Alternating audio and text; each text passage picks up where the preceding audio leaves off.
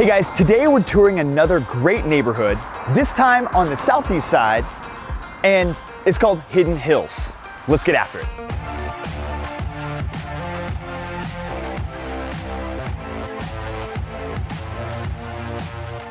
Now, Hidden Hills was hidden for a long time. I mean, no one really knew about it. It was kind of a diamond in the rough, if you will. But today, Hidden Hills has found itself at the center of a ton of new developments coming to the southeast side of town.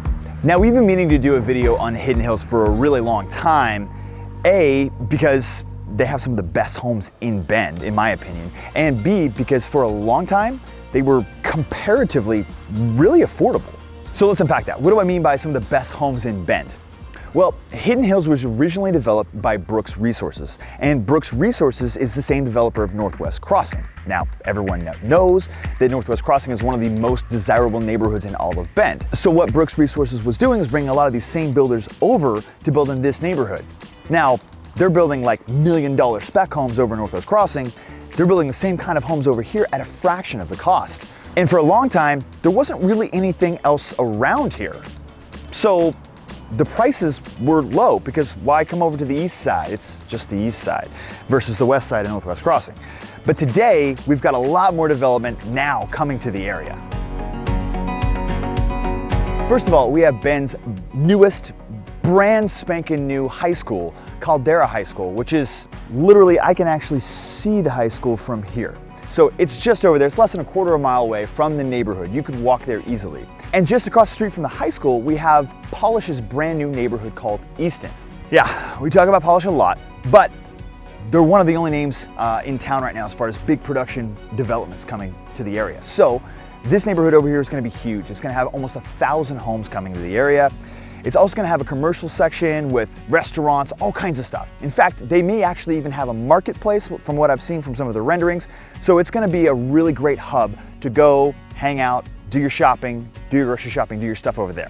That neighborhood over there is just getting started. Hopefully they'll be having some sort of a grand opening. They've got some model homes coming soon, so be on the lookout for that as well. Then to the west of Hidden Hills, along Murphy Road, we have another neighborhood called Countryside. This is another large neighborhood that's already been going for about a year now, but it could be a 5 to 10 year project with around 800 homes. Now, Countryside has some great local builders. Structure, Curtis Homes, Stonebridge, Palmer, and Woodhill Homes. So the quality is gonna really be high, and the price points will be climbing as well. In fact, the price points in here pretty much pick up right where Hidden Hills leaves off, in the $800,000+ range. And lastly, let's talk about the really only amenity that we've ever had to talk about while selling Hidden Hills, is this new park that I'm standing in, Alpenglow Park. Now, Alpenglow Park is a nearly $10 million park. Whoa. Well, hey, it's like 37 acres, so it's huge, right? It features tons of natural landscape area for walking paths and trails, a rather large off-leash dog park with dog agility course, a covered pavilion for gatherings, actually more like events. Well, it's like a stage. You could have live music there if you wanted to. There are 3 large climbing structures for adults and kids alike to boulder on. Obviously, there's a lot of grass fields and a playground to play on. But my personal favorite, at least my kids' personal favorite, is the new splash pad that they have here. Actually, it's called like a spray yard or something. I don't know. In either case, there are like 12 different spray heads where water's shooting all the time. On a hot summer day, it is a great place to come bring the kids and let them cool down. And yes, in case you were wondering, there is a pedestrian bridge connecting Hidden Hills to Alpenglow Park. I mean, it's not open yet, but it's gotta be any day now. It's like completely done. It's just got a fence up. It'll be done anytime now. But what am I talking about? You just wanna know about the neighborhood, right? Well, Hidden Hills started in about 2014, and it consists of about 150 homes spread out over about 30 acres. Now, the homes in here obviously vary in size because they're actually very different, very unique with different builders throughout the neighborhood, but generally they range from about 1,500 to 2,500 square feet. Architectural styles include craftsman, prairie, mid-century modern, farmhouse, and then something kind of in between, we'll just call it contemporary. There's a mix of front loading homes as well as rear loading, alley loaded homes. You know, some homes have really fantastic views of the mountains that are perched up on the hill, and sometimes the lots are bigger in some parts of the neighborhood. Sometimes the lots are a little bit smaller. It all kind of depends on what your definition of small is. In Bend, I would say they're about average. But then of course there are some homes that, you know, because of the topography of Hidden Hills, with the hills, sometimes the backyard kind of slopes off and can be a little bit difficult to deal with. But in either case, the inside of the home is what we're really proud of here, because these homes are fantastic. Remember, these are a lot of the same builders as Northwest Crossing. There's details in these homes that are fantastic. And the majority, from what I understand, are all Earth Advantage certified. So of course, these homes are green homes, which is always great.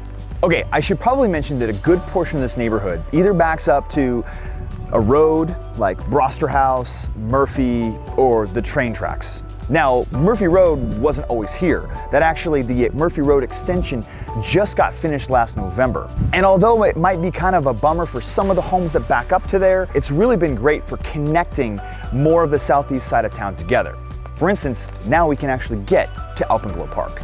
And the train tracks, you know, they're not really very loud because there isn't an intersection nearby, so there's no horns. They kind of just roll through. It's also not really on a corner, so there's no real screeching noises. It's just kind of like white noise in the background. It's okay. So in review, this neighborhood has great new modern homes, fantastic parks just walking distance away, a brand new high school just a few hundred yards away, and lots of new neighborhoods coming to the area that are going to bring lots of new homes, restaurants, retail, all kinds of great stuff to this area specifically. That's all coming very, very soon. All right, thanks for sticking with us. As always, be sure to subscribe so you can stay up to date with all things Bend, Oregon related. And you know, it wouldn't hurt if you gave the video a like. And of course, if you ever need any sort of real estate help, my team and I would love to be your resource of choice. Thanks for sticking with us, and we'll see you over on the next video. Wherever, maybe you're probably over there. We'll see you in the next video. But today, it's found itself at the center, Diesel.